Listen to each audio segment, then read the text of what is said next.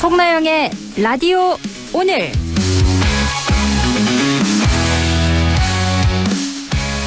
여러분 안녕하십니까? 송나영입니다. 외환은행 매각 과정을 두고 13년간 이어졌던 외국계 사모펀드 론스타와 우리 정부의 법적 분쟁이 마침내 종지부를 찍었습니다. 어제 국제투자분쟁해결센터가 4천억 원대 배상 책임을 지웠던 중재 판정을 전부 취소하며 우리 정부가 최종 승소하게 됐습니다. 국고 4천억 원을 지켜낸 쾌거가 아닐 수 없겠는데요. 그런데 이 쾌거를 두고 정치권은 또 업적 공방이 불붙었습니다. 김민석 국무총리는 새 정부 출범 이후 관세 협상 타결에 이어 대외 부분에서 거둔 쾌거라고 평가했고요. 그러자 2022년 중재 판정에 대한 취소 소송 당시 법무부 장관이었던 국민의힘 한동훈 전 대표가 발끈했습니다. 뒤늦게 숟가락 얹으려 하지 말고 반대한 것에 대해 국민께 사과해야 한다고 주장했습니다. 중요한 건 큰 국고 낭비를 줄였다는 것 아니겠습니까? 론스타는 추가 법적 대응을 검토하겠다는 입장을 밝혔는데요. 다시 판결이 뒤집히는 일이 없도록 철저히 대비해야겠습니다. 안동문화방송 라디오 오늘 광고 듣고 시작합니다.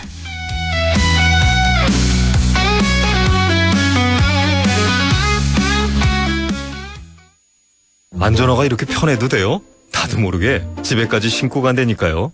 우린 발이 건강해야 하니까 안전화 아무거나 못 신어요. 내가 안전해야 가족이 안심하지. 그래서 난 꼭 워킷만 신어. 워킷 안전화를 고집하는 확실한 이유가 있다. 생각의 차이가 만드는 가치 워킷. 워킷 안전화. 내게 기대 저축은행 당신 곁에 저축은행 기대하던 미래와 만나요. 당신의 기대, 당신의 미래. 저축은행에 기대세요. 내게 기대 당신의 저축은행. 다들 또 음악 크게 듣네. 차에선 다들 이렇게 들어요. 그럼 경고음도 못 듣고 위험해. 네네, 알았어요. 당신을 아끼는 잔소리처럼 당신을 지키는 현대 SUV 2026 투싼은 모든 트림에 꼭 필요한 지능형 안전사양이 기본. 11월 19일 수요일 라디오 오늘입니다. 1부에서는 자동차에 필요한 귀한 정보 전해드립니다. 김필수의 차필 귀정 준비되어 있고요. 2부 이슈 오늘에서는 얼마 전 상주 경천섬 일대에서 드론을 활용한 관광진의 배송 서비스가 실제로 구현됐는데요. 잠시 후 주식회사 둠둠 주청림 대표 연결해 이야기 들어봅니다. 이어서 각종 설문조사 결과를 가지고 우리 사회를 분석하는 시간이죠. 배종찬의 리서치 오늘 함께합니다. 라디오 오늘 유튜브로도 다시 들을 수 있거든요. 많은 애청 바랍니다.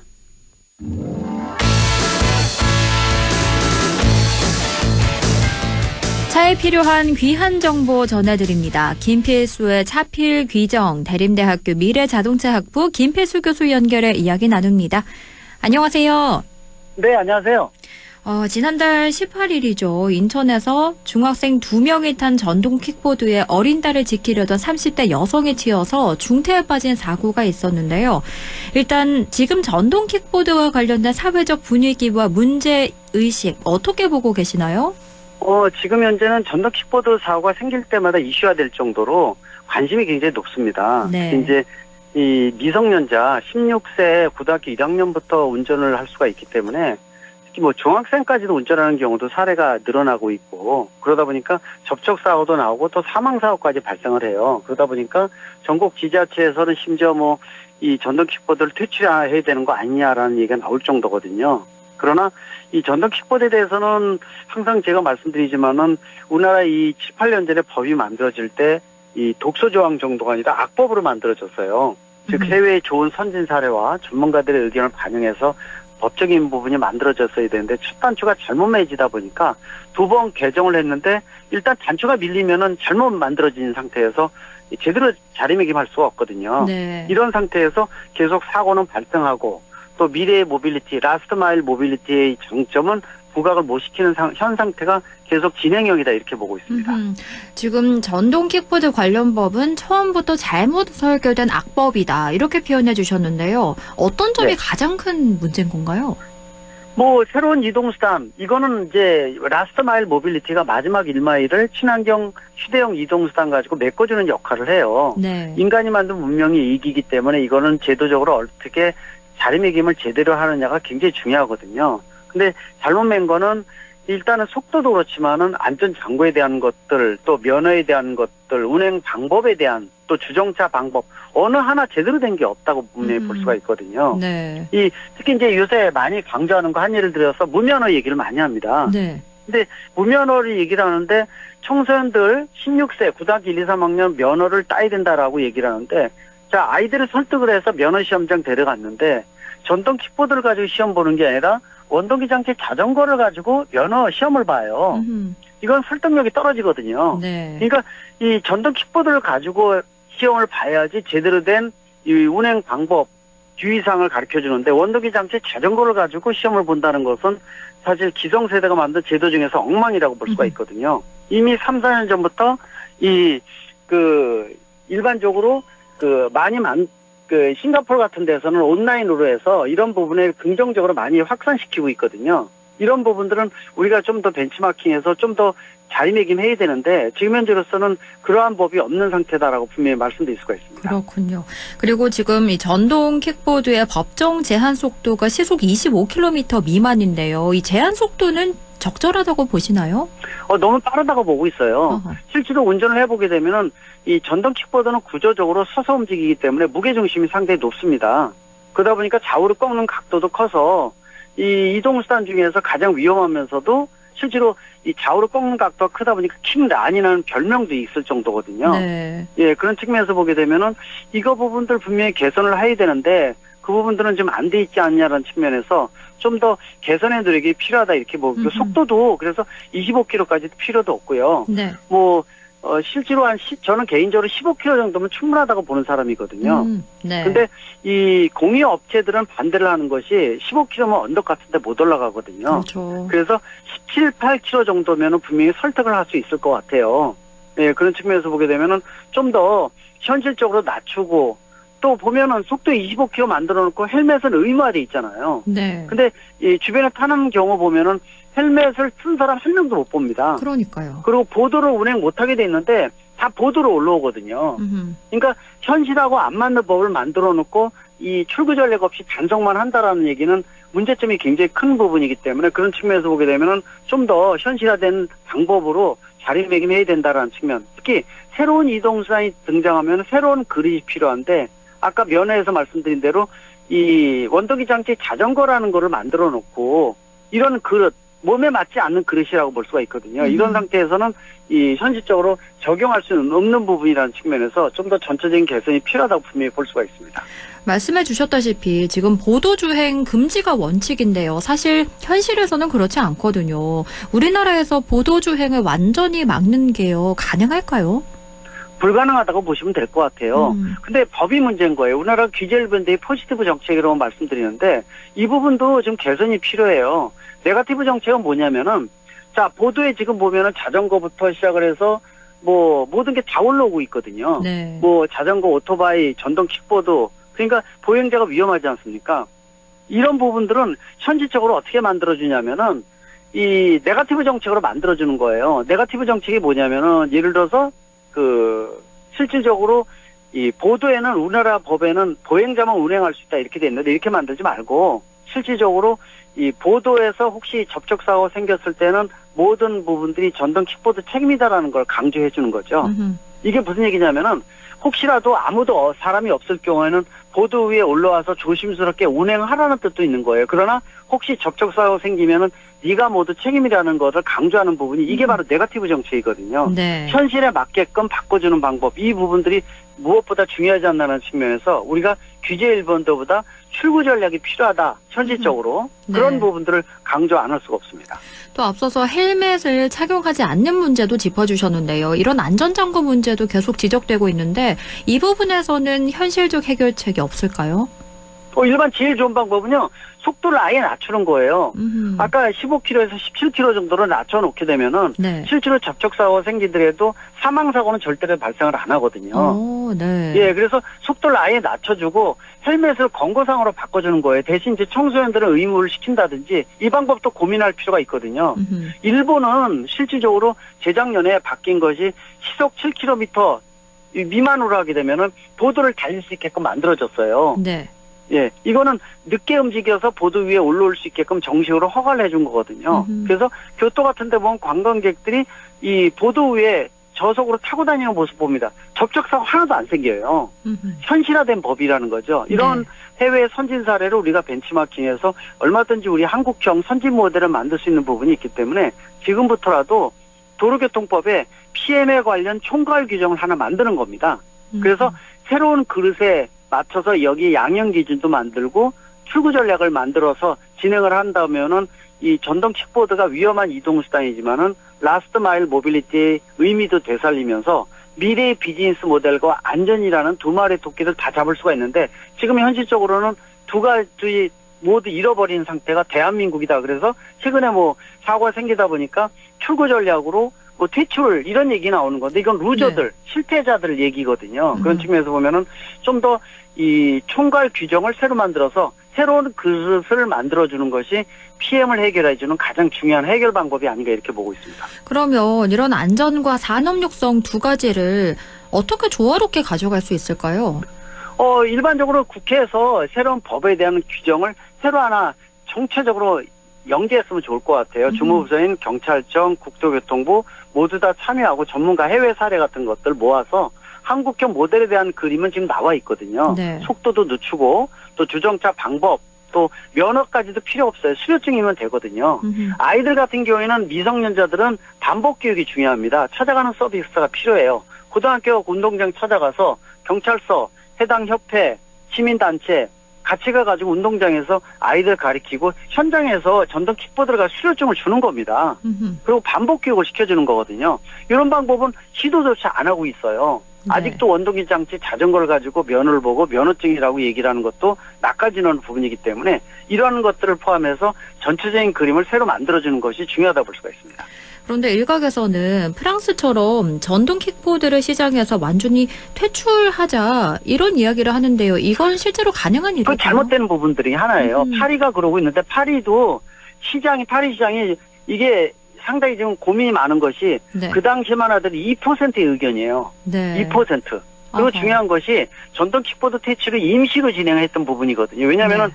바로 6개월 이후에 파리 올림픽이 진행되기 전이었어요. 그러다 보니까 부작용에 대한 것들을 일단 멈추자라는 측면에서 2% 의견만 반영을 해서 전동 킥보드를 금지시켰는데 지금 사실 전동 킥보드 퇴출된 데보다 활성화된 지역이 선진국이 훨씬 더 많습니다.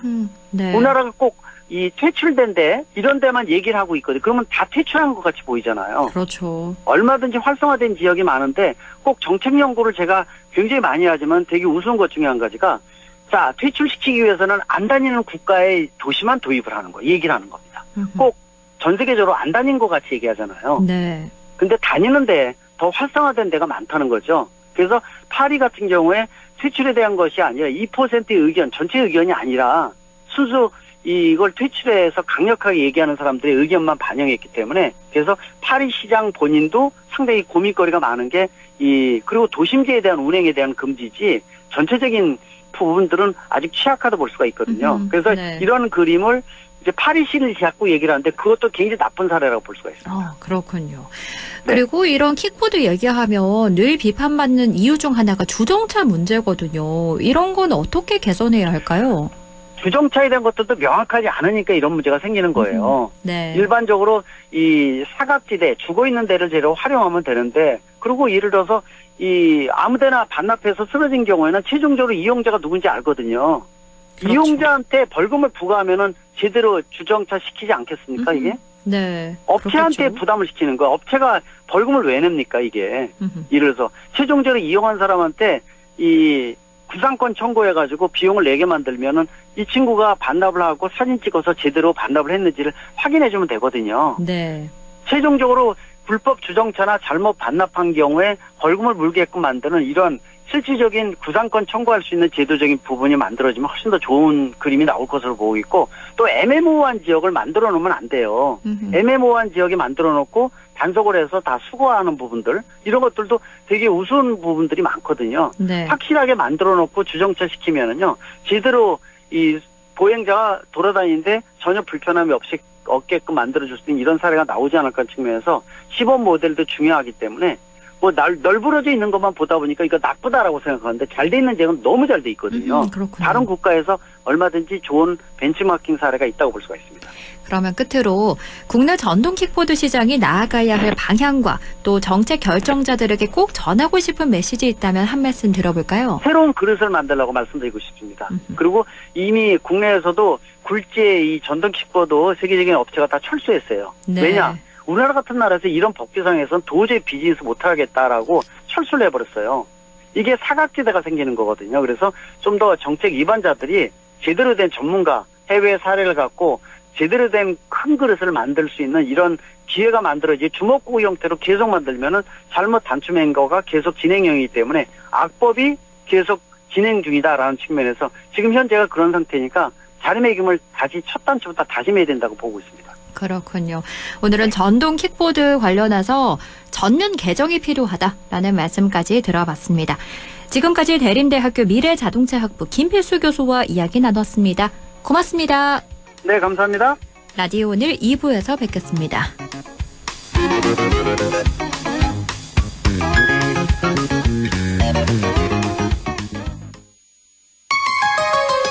MBC 라디오 지역과 함께 성장해갈 인재를 키웁니다. 지역교육 혁신을 주도하는 안동과학대학교. 새로운 도전을 위한 성인학습자 평생 직업교육. 해외 우수인재 지역 정착을 위한 명품 교육과정 혁신. 대학이 지역의 미래다. 혁신을 주도하는 안동과학대학교. 아, 땡긴다 땡겨. 매콤 새콤 달콤한 맛. 무침에는 역시 땡기네 가오리. 장례식장 등 각종 대소사 최고의 인기 메뉴 땡기네 가오리. 물이 생기지 않아 언제 어디서든 포장 배달 택배 모두 가능한 안동 땡기네 가오리. 054-852-4988. 한순간에 일어나는 금융사기 예방과 대처법 알려드립니다. 첫 번째, 매일 문자 메시지에 있는 확인되지 않은 링크는 클릭하지 마세요. 개인정보 유출의 통로가 될 수 있습니다. 두 번째, 주민등록번호, 통장 비밀번호 등 개인정보를 전달하지 마세요. 대한민국의 공공기관에서는 전화나 문자 메시지로 개인정보를 요구하지 않습니다. 세 번째, 금융사기 피해가 의심된다면 112에 신고하고 해당 은행 고객센터에 전화하세요. 해당 계좌의 지급 정지를 요청할 수 있습니다. 네 번째, 금융사기 피해 금액에 대해서는 해당 은행을 방문하여 피싱사기 피해금 환급을 신청하세요. 다섯 번째, 은행의 보안 서비스를 적극 활용해 주세요. 확인되지 않은 PC에서는 이체가 안 되게 하거나 해외 IP를 차단하는 등 금융사기 예방이 가능한 서비스를 이용할 수 있습니다. 한순간의 클릭으로 일어나는 금융사기 예방과 대처법을 꼭 기억해 주세요.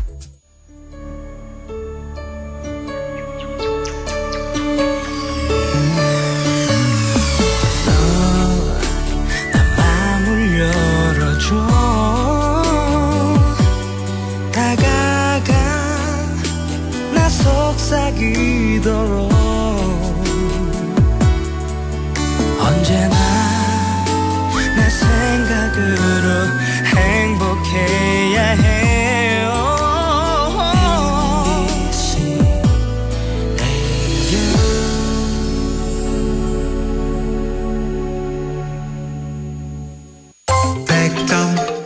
MBC 라디오 6시 24분 6초 지나고 있네요. 이슈 오늘입니다. 세계적으로 드론 산업에 대한 기대가 큰데요. 지역에서도 다양한 활용이 연구되고 있습니다. 얼마 전 상주시 경천섬 일대에서는 드론으로 음식을 배송하는 서비스가 실증되면서 놀라움을 자아내기도 했는데요. 드론이 배달하는 커피는 어떤 맛일까요? 드론 기술기업 주식회사 둠둠의 주청림 대표 연결해 이야기 들어봅니다. 대표님 안녕하세요. 네, 안녕하세요. 네, 반갑습니다. 우선 반갑습니다. 둠둠 어떤 기업인지 소개를 부탁드립니다. 네, 안녕하세요. dumdum은 드론 전문 기술을 개발하고 활용하는 기업입니다. 특별히 dumdum은 드론을 활용한 수질 관리 플랫폼을 제공하면서 실시간 수질 분석과 채수 및 모니터링을 지원하는 사업을 주력으로 하고 있습니다. 많은 분들이 dumdum 의미가 뭐냐고 물어보시는데 네. 저희가 두 다의 명사용으로 회사 이름을 만들어 보았습니다. 저희 기업의 비전과 미션 안에 드론 기술을 활용하여 변화된 환경을 제자리에 돌려준다는 뜻을 포함하여 dumdum이라고 지었고요. 또 북 위에 물을 부어놓고 dumdum 북을 치면 물이 파장을 그리면서 퍼져나가는 모습이 드론 운용의 기초가 되는 통신체계를 표현하고 있다고 생각해서 그렇게 지은 이름인데요. 네. 이 이름 안에 저희가 하는 일 그리고 하고자 하는 일이 포함되어 있다고 생각합니다. 아마 둠둠 딱 들으면 잊으시는 분들이 없지 않을까 싶은데요. 상주시의 드론 실증 도시 구축 사업의 핵심 파트너로 현재 참여 중이신데 이건 어떤 사업이고 어떤 계기로 함께 하게 되신 건가요? 네, 드론 실증 도시 구축 사업은 국토부와 항공안전기술원이 주관하는 프로젝트로서 지자체가 지역 특성에 맞는 드론 활용 모델을 발굴하고 제안해서 실제 도시 내에 활성화시키는 제도입니다. 지자체는 지역 내 공역을 설정하고 지상 인프라와 행정 지원을 맡고요. 관련 기업과 기관 등의 산학연회 컨소시엄이 이를 위한 파트별 임무를 수행합니다. 저희 dumdum은 여기서 드론을 운영하는 주간 기업으로 드론 배송을 도맡아 하고 있습니다. 상주시에서 경천섬 이용객을 위한 드론 배송 사업을 구축하고 운영한다고 해서 함께하게 되었고요. 네. 또 상주시에는 디메이커스라는 아두파일럿 전문 개발 기업이 있어서 저희가 함께 기술을 개발하다 보면 그 어떤 기술보다 우수하게 구현이 가능하다고 생각되어서 함께하게 되었습니다. 그렇군요. 이런 이유에서 함께 핵심 파트너로 참여 중이신데 얼마 전에는 상주시 경천섬 일원에서 성과 보고회를 통한 실증이 있었다고 들었는데 이 시연은 어떻게 이루어진 건가요? 네, 먼저 상주시 드론 배송은 거점 1개와 배달점 5곳으로 구축이 되어 있는데요. 거점에서 각각의 배달점으로 드론 배송을 한다고 생각하시면 됩니다. 고객이 자체 개발된 경천고라는 어플을 통해서 주문을 하면 관제실에서 배송이 접수되고 판매처에는 주문이 접수됩니다. 그러면 로봇은 배송 거점지에서 판매점을 향하여 이동하고 음식 조리가 완료되는 시점에 매장에서는 로봇에 음식을 실어줍니다. 로봇은 음식을 받고 거점으로 복귀하여 이륙장에서 대기하고 있는 드론에 탑승을 하고요. 로봇가 탑승하면 이륙장에서는 자동으로 기체 안전점검을 진행하고 비행에 문제가 없을 경우 힘차게 이륙을 합니다. 이후 사전에 특별비행 승인을 받아놓은 전용 항로를 통하여 드론 비행을 진행하고요. 지정된 배달점에 착륙을 합니다. 네. 이후 드론에서 로봇가 게이트가 열리고 로봇가 내려서 좌표를 찾아 고객한테 이동을 하고 고객 앞에 정차한 다음에 안내음이 울리면 주문자는 로봇에서 물건을 수령하고 로봇은 다시 착륙장으로 복귀하여 드론에 탑승하고 나면 이 드론이 출발했던 거점으로 복귀하는 방식입니다. 시연에서는 이 기술을 그대로 선보였습니다. 그렇군요. 네. 이 드론이 로봇을 싣고 고객에게 커피를 직접 전달하는 모습이 굉장히 인상적이었을 것 같은데요. 이걸 직접 맞습니다. 보니 현장 반응은 어땠나요? 시민들은 신기함과 놀라움 그리고 감탄의 연속이었던 것 같습니다. 드론으로 배송을 하지 않는다면 경천섬에는 원동기 진입이 불가하기 때문에 도보로 인근 카페나 음식점까지 음식을 사러 와야 합니다. 긴 다리를 건너야 하고요. 도보로 최소 왕복 한 40분 정도의 시간이 소요가 됩니다. 네. 하지만 저희는 드론 배송 시스템을 통해 3분 내 배송 완료 시스템을 구현했고 또 이런 기술은 경천섬을 이용하던 시민들에게 뜨거운 성원을 받았습니다. 3분 내 배송 완료라는 건 정말 어마어마해요. 특히나 가장 큰 의미가요. 도어 투 도어 방식을 실제로 구현해냈다는 건데요. 기존에 맞습니다. 보면은 이 드론이 물품을 낙하시키는 형태가 많았는데 이런 도어 투 도어 방식이 상용화된다면 다양한 분야로도 확장이 가능하겠죠? 네, 맞습니다. 사실상 드론이 상용화되고 활성화되기 위해서는 여러 가지 사각들이 존재하고 해결해야 되는 과제들이 너무 많이 있습니다. 그중에 하나가 아무래도 드론은 공중을 이동하는 이동물체라는 점에서 오는 안전에 대한 문제이고 이를 해결하기 위해서 시설 구축이 돼야 되는 문제들입니다. 이것이 해결되지 않으면 국민 정서에서 일상에 드론이 깊숙하게 들어오는 것에 공감을 얻기 힘든 부분이 많기 때문이죠. 그렇기 때문에 기존의 드론 배송은 상공에서 물건을 투하하는 방식이 많았는데요. 도어 투 도어 방식은 완전히 이야기가 달라지는 개념입니다. 일단 안전에 대한 문제를 해소할 수 있는 것은 물론이고요. 드론 배송을 단적인 예로 들자면 고객의 입장에서 배송을 시켰는데 내가 가지러 가는 게 어떻게 배송이냐라고 반문하는 문제들이 굉장히 많았는데 네. 이런 부분에 대한 명확한 해결책이 될 수 있는 것이었죠. 그러네요. 이렇게 도어 투 도어 방식을 구현해 냈다는 거, 이 점 놀랍고요. 그리고 또 한 가지 인상 깊은 게 처음에 둠둠을 소개해 주실 때 드론 기반의 환경관리 플랫폼을 운영하고 수질 관리와 채수, 대기질 측정 같은 분야의 서비스를 제공해 왔다라고 말씀해 주셨는데요. 실제로 네, 이런 맞습니다. 환경 분야에서도 드론이 활용될 수 있는 곳이 많을 것 같아요. 네, 그렇습니다. 그동안 수질 관리를 위해서는 선박과 인력이 직접 투입되는 방식이 일반적이었습니다. 이 과정에서 사고 위험이 늘 존재했고 시간과 비용 면에서도 비효율이 컸습니다. 저희는 이런 오래된 문제를 드론 기반 솔루션으로 해결하고자 했습니다. 드론을 활용하면 위험 지역에도 안전하게 접근할 수 있고 더 빠르고 정확한 수질 분석 데이터가 수집 가능하게 됩니다. 대기질 분야도 역시 마찬가지입니다. 미세먼지 측정이나 산업단지 주변의 오염 모니터링 등은 기존 인력이 열악한 환경에 직접 투입돼야 됐던 분야들로서 이런 부분을 저희가 드론으로 대체함으로써 안전성과 효율성을 동시에 확보하고 있습니다. 어떻게 보면 가장 근본적이고 중요한 인류의 자산인 환경을 지키는 과정에서 오히려 인명의 피해와 위험을 감수해야 했던 기존 방식은 분명한 모순이 존재하는 내용이었는데요. 저희는 드론 기술을 통해 이런 문제를 해결하고 더 안전하고 지속 가능한 환경관리 체계를 만들 수 있다고 생각합니다. 그러면 이 드론 기술을 실제 배송 같은 기술로 상용화되는 시기는 언제쯤일까요? 드론 기술은 이미 물류 배송 분야에서는 충분히 검증된 단계에 들어섰다고 생각하고 있습니다. 네. 특히 관광지나 도서 지역, 산간 지역처럼 기존 교통망이 제한적인 곳에서는 드론 배송이 기존 방식보다 훨씬 효율적이고 안전한 대안이라고 이야기가 나오고 있고요. 또 농산물 배송 역시 신선도 유지가 중요한 만큼 짧은 시간 안에 목적지까지 운송 가능한 드론의 장점이 굉장히 각광받고 있습니다.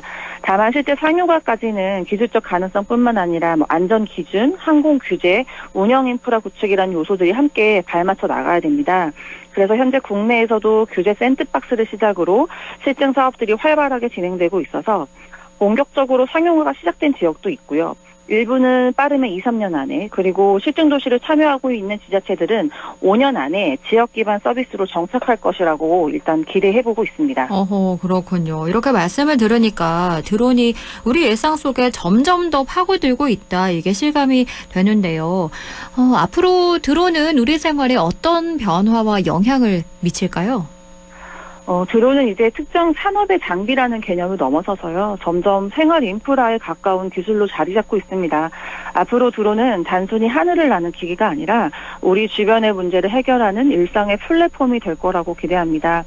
예를 들어서 위험 지역 모니터링을 하는 또 환경 관리라든지 응급 환자에 대한 긴급 배송, 재난 현장에 대한 관측, 농업과 산업 분야에 대한 자동화, 또 교통 혼잡 지역에 대한 물류 지원, 이외에도 정말 많이 있을 텐데요. 이처럼 드론은 사람의 위험을 줄이고 도시와 지역을 더 효율적으로 운영할 수 있도록 도와줄 거라고 생각합니다. 덤덤이 그리는 기술의 아름다운 비전은 인간을 지배하는 기술이 아닌 인류를 윤택하게 하는 기술입니다. 저희는 환경관리에서 시작했지만 드론이 산업 전반에 확장되어 사람의 생명, 시간, 자원을 지키는 기술로 자리 잡도록 만드는 것이 최종 목표입니다. 앞으로도 이런 방향으로 기술과 서비스를 확장해 나가고자 합니다. 그렇군요. 이렇게 대표님과 주식회사 둠둠의 비전까지 함께 들어봤습니다. 지금까지 드론 기술기업 주식회사 둠둠의 주청림 대표와 이야기 나눴습니다. 오늘 말씀 잘 들었습니다. 고맙습니다.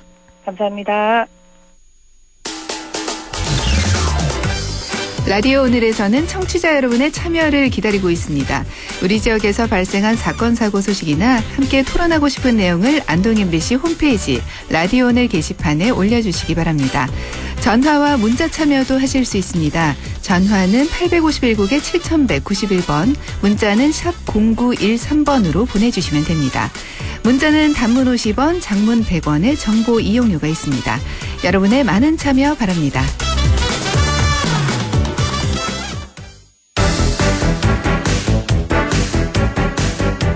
리서치 오늘 인사이트 K 배종찬 연구소장과 함께합니다. 소장님 안녕하세요. 안녕하십니까, 배종찬입니다. 네, 먼저 최근 대통령 지지율 추세부터 살펴볼까요? 네, 대통령 지지율 계속해서 좀 흐름의 변화를 가지고 있습니다. 오늘 제공해드리는 조사에서는 대통령의 지지율이 조금 내려갔습니다. 모든 조사는 중앙선거론조사 심의위원회 홈페이지에서 확인 가능합니다.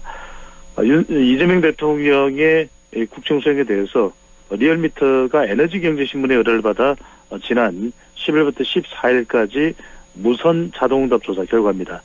이재명 대통령의 국정 수행에 대해 어떻게 평가하는지 물어보았는데요. 잘하고 있다는 긍정평가 54.5%, 50%대 중반이니까 높은 지지율입니다. 그렇지만 직전 조사보다는 2.2%포인트 내려왔습니다. 부정평가, 잘 못하고 있다는 부정평가는 41.2%로 직전 조사보다 더 올라간 결과로 나타났습니다. 그런데 지난주 금요일에 한미 관세 협상 조인트 팩트시트가 발표됐잖아요. 그럼에도 왜 지지율이 내려갔을까요? 그렇죠. 이제 대통령의 지지율을 분석할 때 우리 시간을 통해서 무턱대고 분석을 해드리고 있는 것이 아니라 바로 대통령의 국정 지지율에는 세 가지 요인이 결정적인 영향을 미친다. 첫 번째로는 E, 경제, 이코노미죠. 두 번째는 S, security, 외교 안보입니다. 마지막으로는 C, 커뮤니케이션, 소통도 참 중요합니다. 국민과의 소통, 언론과의 소통, 또 당정 간의 소통도 중요합니다. 근데 가장 큰 이유는 에이펙도 그렇고 황남빵 정말 크게 대통령의 이 국정 수행에 대한 관심이 모아졌던 바로 에이펙, 아시아 태평양 경제협력체 경주였죠. 네. 바로 그게 S, 경제도 포함이 된 것입니다. 왜냐하면 이 에이펙이라는 것이 이 경제협력체니까요. 또 주가가 또 계속 올라가는 코스피 5천 목표 효과도 대통령의 지지율에 또 반영됐었다고 봐야 되겠죠. 네. 뭐 정신은 좀 주춤거리기는 합니다만 다른 이유보다는 이 외교 S로 얻어냈던 그 대통령의 지지율이 국내 정치 요인 바로 이 대장동 비리 사건에 대한 항소 포기 이게 이제 들끓으면서 중도층 일부가 이탈하는 영향을 미쳤고 그것이 대통령의 지지율에 영향을 줬던 것으로 보입니다. 그렇군요. 지금 국민의힘은 대장동 사건 포기의 배경에 정성호 법무부 장관과 이재명 대통령이 관련돼 있다 이렇게 주장하고 있는데요. 이렇게 된다면 뭐 지금 당장 끝날 일은 아닐 테고 앞으로도 계속해서 대통령 지지율에 영향을 미친다 이렇게 보시는 거죠?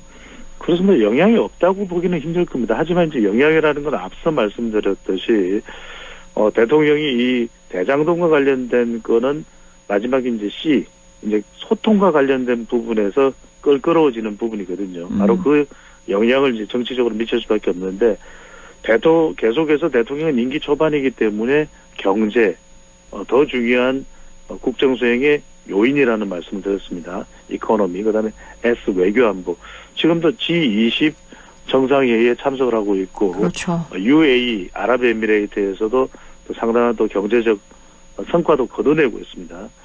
이제 중요한 것은 이 국내 정치 요인인 대장동이 대통령의 지지율에 단기적으로 갑자기 큰 영향을 주는 건 아닐 겁니다. 하지만 이제 대통령의 국정 수행에 대한 지지율이 어느 순간인가는 또 내려갈 때가 있고 또 국내 정치 요인을 더 많이 받게 되는 또 불가피한 경우가 발생을 하거든요. 이럴 때는 대장동이 여전히 이제 이재명 대통령과 또 완전히 또 분리해내기가 힘들기 때문에 이런 부분들이 계속 거론이 된 겁니다. 네. 김현지 부속실장 또 정진상 실장 또는 김용 전 민주연구원 부원장 이런 이제 인물들이 거론되면서 대통령에 대한 이 생각들이 응답할 때 긍정적이기보다는 부정적인 영향을 미치는 것이죠. 그러니까 당장에 크게 결정적인 타격이다 이런 걸 떠나서 앞으로 이런 부분들이 이제 계속 누적이 될 때는 대통령의 지지율에도 영향을 줄 수 있는데 중요한 건 이 부분입니다. 그러니까 이 항소 포기가 대통령과 관련돼 있다 되어 있지 않다가 중요한 것이 아니라 바로 이 대장동 일당이 이 재산을 추징금을 이제 받지 않는 경우가 지금 발생을 했거든요. 남욱 변호사의 경우에는 서울 강남 역삼동 소재의 부지를 지금 300억의 법인 명의로 사두었던 것을 500억에 하려고 매물로 내놨다. 이렇게 되면 일반 국민들의 유권자들의 생각에는 이건 뭐야. 일반인들은 정말 어렵게 나는 안동에서 사는데 나는 부산에서 사는데 나는 광주에서 사는데 저 사람은 서울에 저 비싼 땅을 언제 어떻게 샀던 거야. 그러니까 상당히 불쾌해질 수밖에 없거든요. 이른바 이런 불만 또는 분노가 들끓으면서 이런 부분들은 상당히 이 국정에 대통령도 그렇고 민주당도 그렇고 제대로 환수가 되지 않을 경우에는 상당한 또 정치적 부담이 될 것이면 분명해 보입니다. 그리고 지금 외교 순방 중입니다. UAE 국빈 방문을 포함해서 G20 정상회의를 9박 11일간 이제 할 텐데 결국엔 이것도 뭐 지지율이 오르는데 영향을 미친다 이렇게 분석하면 되겠죠. 제가 말씀드렸던 대로 이제 S라고 하는 외교안보, 세큐리티에 또 포함이 되거든요. 지난번 이제 APEC 정상회의 때에도 이재명 대통령이 트럼프 대통령과의 한미 관세 협상 도중에 한미 관세 협상 중에 바로 핵 추진 잠수함 이야기가 나오면서 상당히 보수표와 또 최근에는 대통령의 긍정 지지율이 많이 나오지 않는 30대 유권자층에도 상당히 또 긍정으로 이끌어낼 수 있는 그런 또 계기를 마련했거든요. 이번에 이제 아랍에미레이트로 가고 외교 순방을 통해서 성과를 거두는 부분도 포함이 될 수 있을 텐데 가만히 앵커께서 보시기에도 그렇고 우리 청취자분들도 보시면 에이펙만큼 이번 G2 정상회의에 대해서 많이들 관심이 모아집니까? 안 그렇거든요. 네. 이게 이제 일종의 너무 큰 이슈가 이제 국내에 또 있는 이유도 있고 또 외교안보라는 이 이슈가 대통령 지지율에 반영되는 것은 일종의 총량의 법칙이 있습니다. 그러니까 우리가 수학 공부를 많이 한다고 해서 갑자기 수학 공부가 300점, 500점, 700점 이렇게까지 점수가 올라가지는 않거든요. 왜?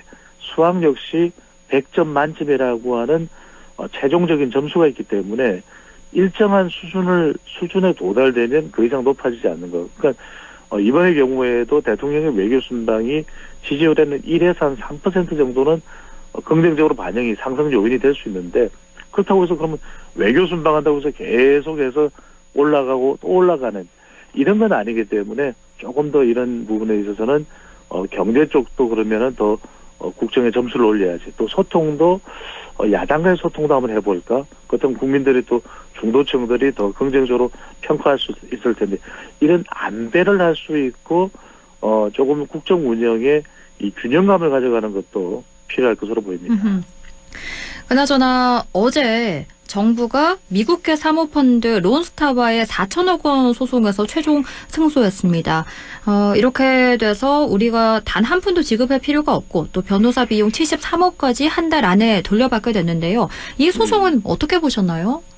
그렇죠. 저는 이걸 너무 정치적으로 따질 일은 아닌 것 같습니다. 첫 번째는 뭐냐면 이것이 무려 2003년부터 시작됐던 것이 이제 최근에 와서야 해소가 되는 것이거든요. 또 바로 그게는 우리 안동 출신의 정홍식 이거 잘 모르시는 분들 많습니다. 정홍식 네.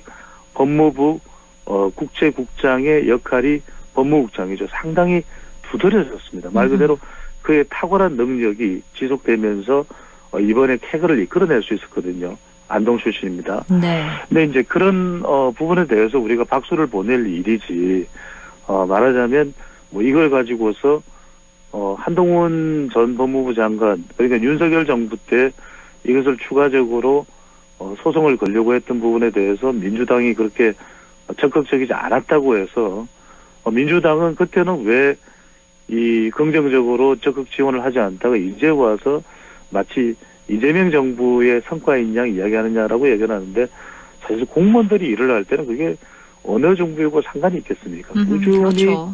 노력을 해서 그런 쾌거를 이끌어냈다라는 그리고 이른바 론스타라고 하는 이 사모펀드는 기업 사냥꾼이겠죠. 네. 그래서 우리 이제 근실한 금융기업을 사고 되팔아서 일종의 먹튀가 됐던 부분을 사실 우리 국민들의 생태 같은 돈 4천억 원이 또 투입될 뻔했던 거 아니겠습니까? 그것을 승소했기 때문에 우리가 수송 비용까지 73억까지 한 달 내 받아낼 수 있다라는 거 76억이 됐든 그렇다면 그것으로 우리는 큰 성과를 거뒀다. 이게 무엇을 이야기하냐면 바로 안동의 또 우리 정신적인 지주죠. 서해 류성룡 선생님의 협치 서로가 머리를 맞대면 말 그대로 밤에 자다가 또 떡이 생긴다. 그러니까 이걸 우리가 명심을 해야 되는 거죠. 네. 서로 싸울 게 아니라 머리를 맞대면 어떤 위기 국면에도 더 좋은 성과를 만들어낼 수 있다. 그것을 우리는 반면교사 삼을 필요가 있을 것으로 보입니다. 네, 서해 류성룡 선생의 협치 정신까지 언급을 해주셨는데요. 사실 이게 13년이라는 정말 긴 시간 동안 이어져 왔던 거기 때문에 그렇죠. 그래서 결국에는 국민과 또 공무원들이 일을 열심히 한 거니까요. 이런 대통령과 법무부 장관이 모두 없는 상황에서 담당 공무원들이 정말 혼신의 힘을 다해줬다. 그렇기 때문에 모두가 그냥 좋아하면 될 일이라고 생각을 하고요. 그렇습니다. 네. 이걸 너무 정치적으로 따지고 네가 잘했니 내가 잘했니 그때는 그렇게 안 했잖아라는 것을 정치적으로는 따지고 싶을 거예요. 또 정당에서는 그럴 수 있습니다만 적어도 이걸 받아들인 우리들은 또 국민들은 또 청취자분들은 정말 이를 위해서 서로 힘을 합한다면 그것이야말로 서로 국난도 극복해낼 수 있고 말 그대로 위기를 오히려 성과로 만들어내는 바로 그것이 서해 류성룡 선생님의 리더십이죠. 임진왜란을 당했지만 우리가 힘을 합했더니 그것을 격퇴해낼 수 있었고 전쟁의 영웅인 이순신 장군까지도 발굴을 해냈던 것이 바로 류성룡 선생님의 정신 아니겠습니까? 그것을 그대로 보여주는 것이 이번 론스타로부터 우리가 얻어낸 캐거였다. 이렇게 분석할 수 있겠습니다. 그런데 지금 이 업적을 두고 여야가 공방을 벌이고 있는데요. 현재 정당 지지율 추세는 어떤가요? 그렇습니다. 이 정당 지지율은 앞서 소개해드렸던 리얼미터와 에너지경제신문 조사인데 이 조사 날짜만 13일, 14일 양일간에 실시가 됐습니다. 네. 어느 당을 지지하는지 물어봤는데요. 바로 이 정당 지지율도 우리에게 시사하는 바가 많습니다. 더불어민주당은 조금 올라간 46.7%로 나타났고요. 국민의힘은 34.2%로 직전 조사보다는 조금 내려갔습니다. 이 조사 결과를 보면 여전히 민주당의 경우에는 대통령 지지율에는 또 미치지 못하거든요. 긍정 지지율에는. 그만큼 대통령은 좀 중도까지 포용을 하면서 국정을 또 이끌어 나가는데 민주당은 좀 정청래 대표는 상당히 또 정치적으로 공세적으로 나서는 그런 부분들도 있었거든요. 그게 또 중도층이 더 흡수되지 못했던 원인이 아닌가 이렇게 볼 수가 있을 것 같고요. 국민의힘의 경우에는 상당히 또 호재를 맞이한 겁니다. 이 대장동 항속 포기와 관련해서도 정성호 법무부 장관 또 이재명 대통령까지 관련성이 이야기되면서 상당히 또 이것은 국민의힘의 또 정치적 반사적 이익을 얻을 수 있을 것이다라고 전망이 나왔지만 오히려 직전 조사보다는 0.6%포인트가 내려간 34.2%거든요. 그러니까 정치적 반사 이익은 한계가 있는 겁니다. 그러니까 주도적으로 당 스스로가 지지율을 만들어갈 때 그게 자체 발광하는 지지율이 되거든요. 네. 우리 애청자분들도 그렇지 않습니까? 뭔가 내가 주도적으로 공부를 열심히 했을 때 수능 성적이 잘 나왔다 짜자잔 할 때 그것이 내성적인 것이지 우리 반 친구들도 다 시험을 못 봤어요. 그래서 제가 등수가 올랐어요. 그건 사실은 어떻게 보면 반사 이익 성격이 강한 것이거든요. 중요한 건 이제 이 지지율이 시사하는 바는 국민의힘도 정치적인 호재를 맞았다 하더라도 중요한 건 당 내부의 경쟁력을 혁신해서 지지율을 끌어올리는 발광체 지지율이 필요하다라고 볼 수 있겠습니다. 그런데 국민의힘이 계속해서 장외 투쟁을 열고 있잖아요. 그럼에도 지지율이 떨어지는 이유는 뭘까요? 바로 그 부분이죠. 그러니까 이제 지지율을 끌어올릴 때는 세 가지가 필요합니다. 첫 번째 이제 P는 3P라고 제가 많은 청취자분들이 또 귀에 정말 먼지가 제 이야기가 수북게 쌓일 정도로 많이 분석을 해드렸는데 그렇죠. 첫 번째는 필러스피 바로 중도층을 끌어들여야 되고 두 번째는 P는 팔러시 정책 대안을 만들어야 됩니다.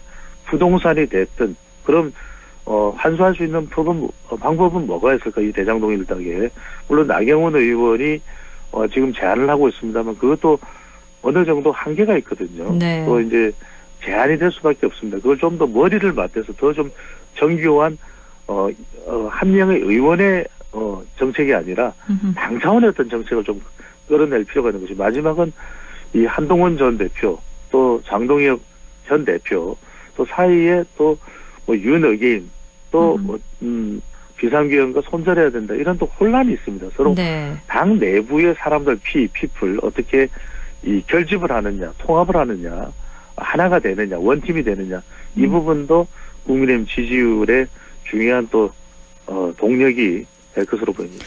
그렇군요. 이렇게 중도층을 끌어들이고 당 차원의 정책 대안을 만들고 당내에 결집을 일으켜야 한다라고까지 정리해 주셨습니다. 지금까지 리서치 오늘 인사이트 K 배종찬 연구소장과 함께했습니다. 오늘 말씀 잘 들었습니다. 고맙습니다. 감사합니다.